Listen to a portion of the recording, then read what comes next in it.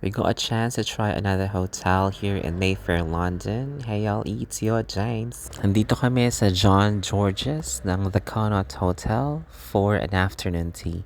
Thanks, Lek. They started with a drink and then the finger sandwiches arrived. 5 klase yan. Meron dyang cucumber, egg, salmon, turkey, and cheese. Sarap lahat yan. Tapos together with the sandwiches, serve na rin nila yung tea. I got raspberry and rose, tapos dun sa brother ko, Earl Grey. Drink namin, we have the sparkling grape juice. Ang sarap mag-arty-artyhan dyan, lalo na good yung pairing ng sandwiches and tea. Umuulan niya when we went there, kaya very good yung hot tea.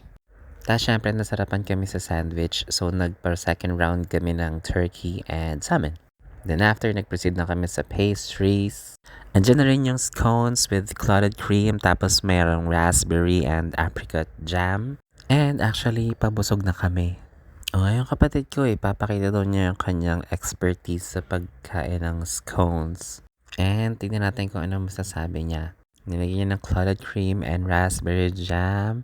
And ang verdict, pwedeng pambaon ng mga bata. Pero masarap talaga yung mga pastries. Pero, first time kong kumain ng scones with apricot jam kasi sa ibang afternoon tea, laging raspberry lang yung natitigman ko. Parang wala silang ibang option. And it's so good! The rest of the pastries, we had it for takeaway. Tapos ito yung almond stick na may choco fudge na wala rin sa ibang afternoon tea. Dito lang. Ayun, kakainin ko yung dakonot. Yum! Rating this experience with an 8 out of 10. Yun lang, please like and follow my page. It's your James. Bye!